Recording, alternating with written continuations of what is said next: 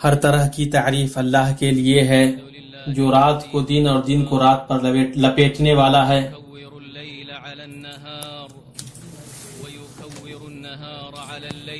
اس نے رات کو سکون و راحت اور سورج و چاند کو حساب کے لیے بنایا ہے۔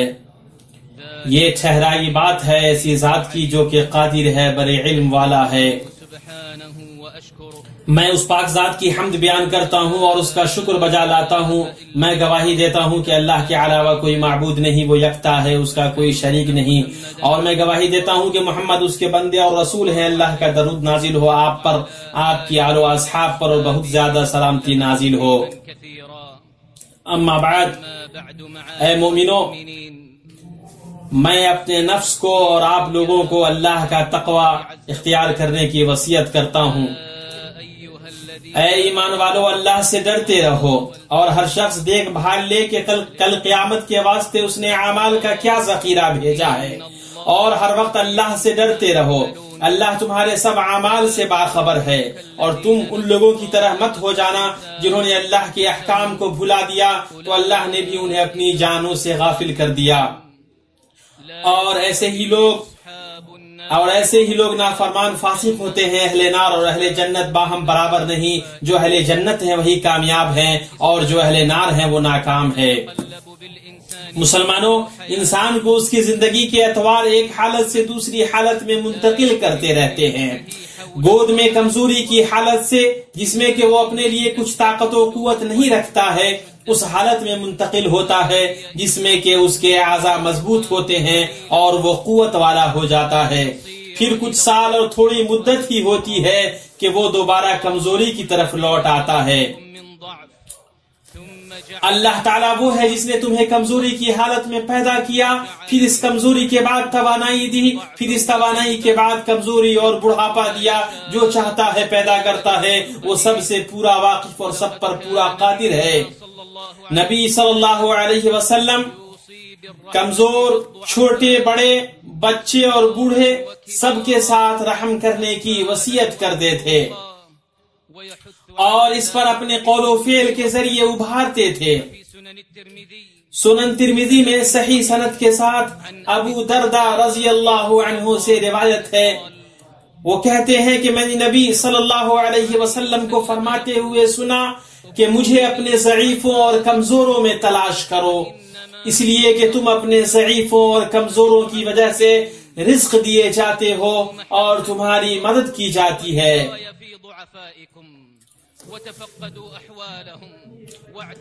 اہل علم فرماتے ہیں یعنی تم لوگ میری محبت و قربت اور خوشنودی کو اپنے کمزور لوگوں میں تلاش کرو، ان کی خبرگیری کرو، ان پر توجہ دو، ان کے حقوق کی حفاظت کرو، ان کی دلجوئی کرو اور قول و فعل میں ان کے ساتھ حسن سلوک کرو۔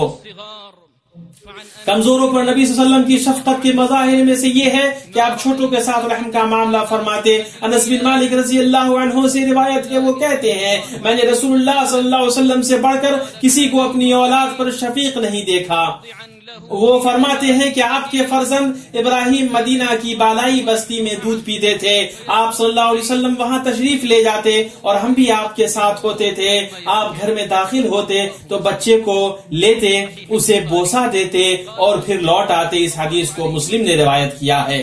صحیح بخاری میں ہے کہ رسول اللہ صلی اللہ علیہ وسلم نے اپنی اولاد کا بوسہ نہیں لینے والے اس شخص سے فرمایا، اگر تیرے دل سے اللہ نے جذبہ رحمت نکال دیا تو میں کیا کر سکتا ہوں۔ نبی صلی اللہ علیہ وسلم بچوں کا بہت خیال رکھتے تھے، ان کے ساتھ مل جل کر رہتے، ان سے مذاق کرتے، ان کا حال احوال پوچھتے اور ان کے جذبات کا خیال رکھتے۔ انس بن مالک رضی اللہ عنہ سے روایت ہے، وہ فرماتے ہیں کہ رسول اللہ صلی اللہ علیہ وسلم اخلاق کے اعتبار سے تمام لوگوں سے اچھے تھے۔ میرا ایک بھائی ابو عمیر نامی تھا، آپ صلی اللہ علیہ وسلم جب ہمارے یہاں تشریف لاتے تو اسے فرماتے، اے ابو عمیر تیری نوغیر چڑیا کا کیا ہوا؟ وہ اس چڑیا کے ساتھ کھیلا کرتا تھا، بسا اوقات نماز کا وقت ہو جاتا، جبکہ آپ ہمارے گھر میں تشریف فرما ہوتے تو آپ وہی چٹائی بچھانے کا حکم دیتے جس پر آپ بیٹھے ہوتے، تو اس کو جھاڑ دیا جاتا اور پانی چھڑک دیا جاتا، پھر آپ کھڑے ہوتے اور ہم آپ کے پیچھے کھڑے ہوتے، آپ ہمیں نماز پڑھاتے۔ اس حدیث کو بخاری نے روایت کیا ہے۔ آپ صلی اللہ علیہ وسلم پہ میرے ماں باپ قربان ہو، آپ بچوں کے ساتھ نرمی برتتے تھے، ان کے بچپنے اور ان کی کھیلنے کی ضرورتوں کا خیال رکھتے تھے، آپ ان کو ادب سکھاتے اور ان کو ڈانٹتے نہیں تھے، ان کو نصیحت کرتے اور ان کی سرزنش نہیں فرماتے تھے۔ صحیح مسلم میں حضرت انس بن مالک رضی اللہ عنہ سے روایت ہے، وہ فرماتے ہیں رسول اللہ صلی اللہ علیہ وسلم لوگوں میں سب سے اچھے اخلاق والے تھے۔ آپ نے مجھے ایک دن کسی کام کے لیے بھیجا، میں نے کہا اللہ کی قسم میں نہ جاؤں گا، اور میرے دل میں یہ تھا کہ اس کام کے لیے جاؤں جس کا مجھے رسول اللہ نے حکم دیا، چنانچہ میں روانہ ہو گیا، حتیٰ کہ میں کچھ بچوں کے پاس سے گزرا جو بازار میں کھیل رہے تھے۔ اچانک رسول اللہ صلی اللہ علیہ وسلم نے میرے پیچھے سے میری گدی پکڑی۔ وہ فرماتے ہیں کہ میں نے آپ صلی اللہ علیہ وسلم کی طرف دیکھا، آپ ہنس رہے تھے۔ فرمایا اے انیس، کیا تم وہاں گئے جہاں جانے کا میں نے تم کو حکم دیا تھا؟ میں نے عرض کیا ہاں یا رسول اللہ، میں جا رہا ہوں۔ مسلمانوں، اسی طرح نبی صلی اللہ علیہ وسلم نے چھوٹوں پر رحم و مہربانی کرنے اور بڑوں کے احترام و توقیر اور اچھی دیکھ بھال و تعظیم کا حکم دیا ہے۔ حضرت انس بن مالک رضی اللہ عنہ سے روایت ہے، وہ فرماتے ہیں ایک بوڑھا آدمی نبی اکرم صلی اللہ علیہ وسلم سے ملاقات کے لیے آیا تو لوگوں نے اسے راستہ دینے یا بیٹھنے کی جگہ دینے میں دیر کی، تو نبی صلی اللہ علیہ وسلم نے فرمایا جو ہمارے چھوٹے پر رحم اور شفقت نہ کرے اور ہمارے بڑے کی عزت نہ کرے وہ ہم میں سے نہیں۔ اسے ترمذی نے صحیح سند کے ساتھ روایت کیا ہے۔ یعنی وہ ہمارے راستے اور طریقے پر نہیں ہے جو ہمارے چھوٹے پر شفقت اور نرمی نہیں برتے اور بزرگ کی عزت و توقیر نہ کرے۔ چنانچہ وہ اس بزرگ کو اسلام میں اس کے بال سفید ہونے، اس کے بڑھاپے اور کمزوری کی وجہ سے دوسرے لوگوں پر مقدم کرے۔ شعب ایمان میں ہے کہ رسول اللہ صلی اللہ علیہ وسلم نے جنت میں اپنی رفاقت کی اس کو خوشخبری سنائی ہے جو چھوٹوں پر رحم کرتا ہے اور بڑوں کی توقیر کرتا ہے۔ حضرت انس بن مالک رضی اللہ عنہ سے روایت ہے، وہ فرماتے ہیں کہ رسول اللہ صلی اللہ علیہ وسلم نے ارشاد فرمایا اے انس، بڑے کی توقیر کرو اور چھوٹے پر رحم کرو، تمہیں جنت میں میری رفاقت حاصل ہوگی۔ مومنو، کیسے ہم اپنے سے بڑے عمر والوں کی عزت نہ کریں جبکہ رسول اللہ صلی اللہ علیہ وسلم کا فرمان ہے کہ اللہ کی تعظیم میں سے یہ ہے کہ بڑی عمر والے مسلمان کی تکریم کی جائے۔ اس حدیث کو ابو داؤد نے حسن سند کے ساتھ روایت کیا ہے۔ کیسے ہم اپنے بزرگوں کی توقیر نہ کریں جبکہ رسول اللہ صلی اللہ علیہ وسلم کا فرمان ہے کہ برکت تمہارے بزرگوں کے ساتھ ہے۔ اس حدیث کو ابن حبان نے اپنی صحیح میں روایت کیا ہے۔ اپنی زندگی میں خیر و برکت کو تلاشنے والوں، اسے اپنے بڑے بزرگوں کے ساتھ تلاش کرو۔ یہ نیکی اور احسان، رائے مشورہ اور ہم نشینی و ہم کلامی کی برکت ہے۔ اور اے بزرگوں، اللہ آپ کی کمزوری پر رحم کرے، آپ کی شکستہ حالی کو بہتر کرے، آپ کی بھلائیوں کو دو چند کرے۔ آپ وہ لوگ ہیں جنہوں نے کچھ پیش کیا ہے، قربانی دی ہے، تربیت دی ہے اور سکھلایا ہے۔ آپ کا فضل گرچہ بھلا دیا جائے لیکن اللہ بھولنے والا نہیں ہے۔ اگر آپ کی بھلائیوں کا انکار کیا گیا ہے تو نیکی بوسیدہ نہیں ہوتی ہے۔ پھر آپ کے رب کے پاس ہی پہنچنا ہے تو آپ اپنے رب کے پاس پورا پورا بدلہ پائیں گے۔ جزا عمل کے جنس سے ہے۔ جس نے کسی مسلمان عمر رسیدہ کی تکریم کی، اللہ اس کی عمر لمبی کرے گا اور اس کے بڑھاپے میں اچھا برتاؤ کرنے والے کو مہیا کر دے گا۔ سنن ترمذی میں حضرت انس بن مالک رضی اللہ عنہ سے روایت ہے، وہ فرماتے ہیں رسول اللہ صلی اللہ علیہ وسلم نے ارشاد فرمایا اگر کسی نوجوان نے کسی بوڑھے کی اس کی عمر کی وجہ سے عزت کی تو اللہ اس کے لیے اس کے بڑھاپے میں کسی عزت کرنے والے کو مہیا کر دے گا۔ اللہ کے بندو، ہمارے اوپر بزرگوں کے حق میں سے یہ ہے کہ ان کی عزت و توقیر کی جائے، ان کو صدر مجلس بنا کر محفلوں کو مزین کیا جائے، انہیں ان کے پسندیدہ ناموں سے پکارا جائے، مسکراہٹ کے ساتھ ان کا سامنا کیا جائے، ان کی غلطیوں اور لغزشوں پر عفو و درگزر سے کام لیا جائے، ان کی خوبیوں اور کاموں کو یاد کیا جائے، کیونکہ انہیں اپنے گزرے زمانے اور کامیابیوں کے بارے میں بات کرنے کی بہت زیادہ رغبت ہوتی ہے۔ یہ ہمارے رسول اللہ صلی اللہ علیہ وسلم ہے. آپ اپنی جلالت قدر کے باوجود ہم لوگوں کو یہ سکھا رہے ہیں کہ بڑوں کی عزت و توقیر کیسے کرنی ہے اور کیسے ان کا دل بہلانا اور ان کے ساتھ نرمی برتنا ہے. امام احمد کی مسند میں ہے فتح مکہ کے روز حضرت ابو بکر رضی اللہ عنہ اپنے والد ابو قحافہ کو لے کر رسول اللہ صلی اللہ علیہ وسلم کے پاس آئے. حضرت ابو بکر انہیں اٹھائے ہوئے تھے، پھر انہیں رسول اللہ صلی اللہ علیہ وسلم کے سامنے رکھ دیا تو رسول اللہ صلی اللہ علیہ وسلم نے حضرت ابو بکر سے فرمایا آپ انہیں گھر میں ہی رکھتے، ہم ہی وہاں آ جاتے. پھر رسول اللہ صلی اللہ علیہ وسلم نے ان کے حق میں اسلام کی دعا فرمائی تو انہوں نے اسلام قبول کر لیا. شمائل ترمذی میں حضرت عائشہ رضی اللہ عنہا سے روایت ہے، وہ فرماتی ہیں آپ صلی اللہ علیہ وسلم میرے یہاں تشریف لائے. اس وقت بنو عامر کی ایک بڑھیا میرے پاس تھی. آپ نے پوچھا یہ بڑھیا کون ہے؟ تو میں نے کہا یہ میری خالہ لگتی ہے. تو اس بڑھیا نے کہا اے اللہ کے رسول، اللہ سے دعا کیجئے کہ میں جنت میں چلی جاؤں. آپ نے فرمایا فلاں کی امی جنت میں تو بڑھیا نہ جائے گی. وہ روتی ہوئی واپس جانے لگی تو آپ نے فرمایا اس سے کہو وہ بوڑھی بن کر جنت میں نہیں جائے گی، اس لیے کہ اللہ تعالیٰ فرماتا ہے ہم نے ان کی بیویوں کو خاص طور پر بنایا ہے اور ہم نے انہیں کنواریاں بنا دیا ہے، محبت والیاں اور ہم عمر ہیں. اے مومنو، اس میں کوئی شک نہیں کہ بڑھاپا چڑچڑاپن، تھکان، ضعف اور جسمانی کمزوری کا زمانہ ہوتا ہے، جس کے نتیجے میں قلت صبر اور زبان میں کرواہٹ آ جاتی ہے. باوجود اس کے نبی صلی اللہ علیہ وسلم ان کا خیال رکھتے، مہربانی کرتے، ان کو نوازتے اور تسلی دیتے تھے. یہ سب ان کی اسلام میں ان کے بڑھاپے، ان کی عمر اور ان کے ضعف کی وجہ سے کرتے تھے.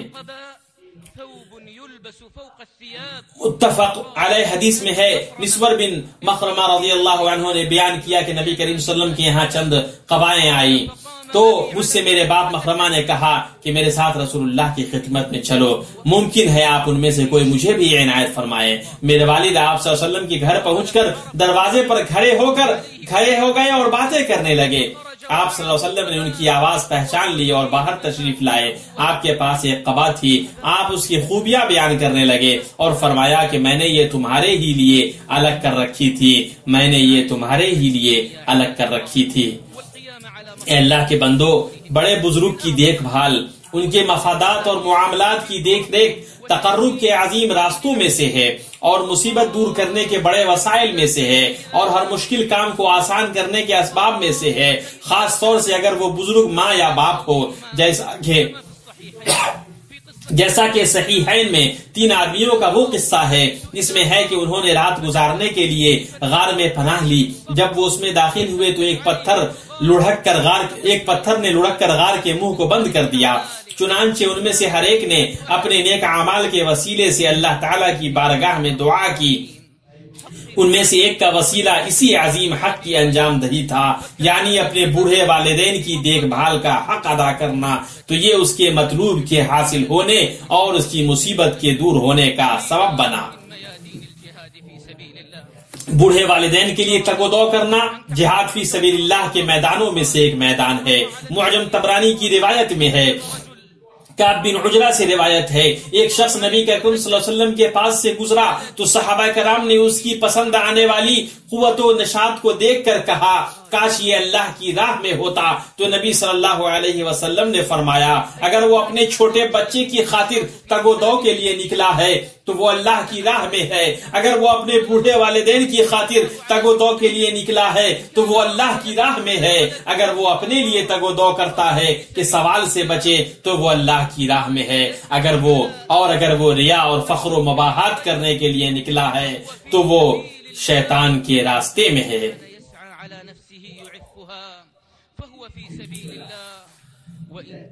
اور اگر وہ ریا اور دکھاوا فخر و مباحات کرنے کے لیے نکلا ہے تو وہ شیطان کے راستے میں ہے. اعوذ باللہ من الشیطان الرجیم. اور تیرا پروردگار صاف صاف حکم دے چکا ہے کہ تم اس کے سوا کسی اور کی عبادت نہ کرنا اور ماں باپ کے ساتھ احسان کرنا. اگر تیری موجودگی میں ان میں سے ایک یا دونوں بڑھاپے کو پہنچ جائیں تو ان کے آگے اف تک نہ کہنا، نہ انہیں ڈانٹ ڈپٹ کرنا، بلکہ ان کے ساتھ ادب و احترام سے بات چیت کرنا. اے اللہ ان دونوں پر اسی طرح رحم فرما جیسا کہ بچپنے میں انہوں نے ہم پہ رحم فرمایا. اے اللہ میرے لیے اور آپ کے لیے قرآن عظیم میں برکت دے، آپ کو اور ہمیں اس کی آیات اور حکمت والی نصیحت سے فائدہ پہنچائے. میں اپنی یہ بات کہتا ہوں اور اللہ سے اپنے لیے اور آپ کے لیے ہر طرح کے گناہ سے مغفرت طلب کرتا ہوں. آپ اس سے مغفرت طلب کریں، بے شک وہ بڑا بخشنے والا مہربان ہے. اللہ کے لیے بہت پاکیزہ اور بابرکت تعریف ہے جو ہمارے رب کے جلال و عظمت اور کمال کے لائق ہے. میں گواہی دیتا ہوں کہ اللہ کے علاوہ کوئی معبود نہیں، وہ یکتا ہے، اس کا کوئی شریک نہیں. اور میں گواہی دیتا ہوں کہ ہمارے سردار اور نبی محمد اللہ کے بندے اور اس کے رسول ہیں. اللہ کا درود نازل ہو ان پر، ان کی آل اولاد پر اور ان کے راستے اور طریقے کو اختیار کرنے والے پر. اما بعد، مومنوں کی جماعت، عمر کی کشادگی ایک عظیم نعمت ہے. اس سے اللہ اپنے جس بندے کو چاہتا ہے نوازتا ہے. تو اللہ کے بندو، اس نعمت کو ایسے کام میں لگاؤ جو تمہارے رب کو راضی کرے اور تمہارے مرتبہ کو بلند کرے. آنے والے دن کے لیے تیاری کر کے فوت شدہ چیز کا تدارک کرو، کیونکہ باقی بچی عمر فوت شدہ عمر سے لمبی نہیں. اور ہمیں چاہیے کہ ذکر، صلاۃ، صوم، صدقہ اور استغفار جیسی اطاعت کو عمر کا مسک ختام بنائیں، اس لیے کہ عمل کا دار و مدار خاتمہ پر ہے. جو کسی چیز پر جیتا ہے اسی پر مرے گا، اور جو جس پر مرے گا اسی پر اٹھایا جائے گا. بسا اوقات بندہ نیک عمل کے ساتھ درازی عمر کے ذریعے اللہ کے راستے میں جہاد کرنے والے کے مرتبہ سے بھی بڑا مرتبہ پا لیتا ہے. مسند امام احمد میں ہے، حضرت طلحہ بن عبید اللہ رضی اللہ عنہ بیان فرماتے ہیں کہ آن حضرت صلی اللہ علیہ وسلم کے پاس دو آدمی آئے اور دونوں نے ایک ساتھ اسلام قبول کیا. ان میں سے ایک آدمی عبادت میں بہت زیادہ کوشش کرتا تھا اور وہ اللہ کی راہ میں شہید ہو گیا. دوسرا آدمی اس کی شہادت کے 1 سال بعد مرا. حضرت یعنی بستر پہ مرا وہ دوسرا آدمی. حضرت طلحہ رضی اللہ عنہ بیان فرماتے ہیں کہ میں نے خواب میں دیکھا کہ میں جنت کے دروازے پر کھڑا ہوں کہ وہی دونوں آدمی نظر آئے. اس میں سے ایک آدمی جنت سے نکلا اور اس نے بعد میں مرنے والے شخص کو جنت میں جانے کی اجازت دے دی. پھر وہی شخص باہر آیا اور شہادت پانے والے عبادت گزار شخص کو جنت میں جانے کی اجازت دے دی. پھر میرے پاس آیا اور کہا کہ تم لوٹ جاؤ، ابھی تمہارا وقت نہیں آیا ہے. جب صبح ہوئی تو حضرت طلحہ نے لوگوں سے یہ خواب بیان کیا. لوگ سن کر حیران رہ گئے. پھر یہ خبر نبی اکرم صلی اللہ علیہ وسلم کے پاس پہنچی تو آپ صلی اللہ علیہ وسلم نے فرمایا، تم لوگ کس بات پر تعجب کر رہے ہو؟ ان لوگوں نے کہا، اے اللہ کے رسول، یہ عبادت میں زیادہ محنتی تھا اور پھر اللہ کی راہ میں شہید بھی ہوا، اور دوسرا آدمی اس سے پہلے جنت میں داخل ہو گیا. اس پر آپ نے ارشاد فرمایا، کیا یہ دوسرا آدمی پہلے آدمی کے بعد 1 سال تک باحیات نہیں رہا؟ لوگوں نے کہا کہ یقیناً. آپ نے فرمایا، اس نے رمضان کا مہینہ پایا، اس کے روزے رکھے؟ لوگوں نے کہا ہاں. اور سال بھر اتنی نمازیں پڑھی اور اتنا سجدہ کیا؟ لوگوں نے کہا جی ہاں. آپ صلی اللہ علیہ وسلم نے فرمایا، ان دونوں کے درمیان اتنا فاصلہ ہے جتنا زمین اور آسمان کے درمیان ہے. اس کے لیے مبارکبادی ہے جس نے لمبی عمر پائی اور اچھا عمل کیا. ہائے نقصان ہے اس کے لیے جس کو اللہ نے عمر میں وسعت دی، اس کے بدن کو عافیت عطا کی، لیکن اس کا عمل اپنے رب کو راضی کرنے والا نہیں ہوا. حضرت ابوبکر رضی اللہ عنہ سے روایت ہے کہ ایک آدمی نے کہا، اے اللہ کے رسول، کون سا آدمی بہتر ہے؟ آپ نے فرمایا، جس کی عمر لمبی ہو اور اس کا عمل اچھا ہو. اس آدمی نے کہا، کون سا آدمی برا ہے؟ آپ نے فرمایا، جس کی عمر لمبی ہو اور اس کا عمل برا ہو. اس حدیث کو ترمذی نے صحیح سند کے ساتھ روایت کیا ہے. ہمیں اللہ تعالیٰ سے اس کے فضل و کرم اور جود و سخا کے ذریعے مانگتے ہیں کہ وہ ہمیں لمبی عمر اور اچھے عمل سے نوازے. وہ بڑا ہی سننے والا اور بہت ہی قریب ہے اور دعاؤں کا قبول کرنے والا ہے. जान लो ऐ मुसलमानों, अल्लाह ताला ने तुम्हें एक अच्छा हुक्म दिया है जिसकी शुरुआत पहले खुद से की है। अल्लाह का फरमान है, अल्लाह ताला उसके फरिश्ते उस नबी पर रहमत भेजते हैं। ऐ ईमान वालो, तुम भी उन पर दरूद भेजो और खूब सलाम भी भेजते रहा करो। إن الله وملائكته يصلون على النبي يا أيها الذين آمنوا صلوا عليه وسلموا تسليما. اللهم صل على محمد وعلى آل محمد كما صليت على إبراهيم وعلى آل إبراهيم إنك حميد مجيد. اللهم بارك على محمد وعلى آل محمد كما باركت على إبراهيم وعلى آل إبراهيم إنك حميد مجيد. وارض اللهم عن الخلفاء الراشدين أبي بكر وعمر وعثمان وعلي وعن سائر الصحابة والتابعين ومن تبعهم بإحسان إلى يوم الدين وعنا معهم بعفوك وكرمك وجودك يا أرحم الراحمين. اللهم أعز الإسلام والمسلمين، اللهم أعز الإسلام والمسلمين، اللهم أعز الإسلام والمسلمين وأذل الشرك والمشركين واحم حوزة الدين واجعل هذا البلد آمنا مطمئنا وسائر بلاد المسلمين. اللهم فرج هم المهمومين من المسلمين ونفس كرب المكروبين واقض الدين عن المدينين واشف مرضانا ومرضى المسلمين. اللهم أصلح أحوال المسلمين في كل مكان، اللهم فرج همهم ونفس كربهم، اللهم احقن دماءهم واحفظ أعراضهم واشف مرضاهم وتقبل شهداءهم. اللهم إنا نسألك بفضلك ومنتك وجودك وكرمك أن تحفظ بلاد الحرمين من كل سوء ومكروه. اللهم احفظها بحفظك واكلأها برعايتك وعنايتك. اللهم أدم أمنها ورخاءها واستقرارها برحمتك يا أرحم الراحمين. اللهم من أرادنا وبلادنا وبلاد المسلمين بسوء فاجعل تدبيره تدميرا عليه يا قوي يا عزيز يا ذا الجلال والإكرام. اللهم وفق خادم الحرمين لما تحب وترضى واجزه عن الإسلام والمسلمين خير الجزاء. اللهم وفقه وولي عهده لما فيه خير للبلاد والعباد.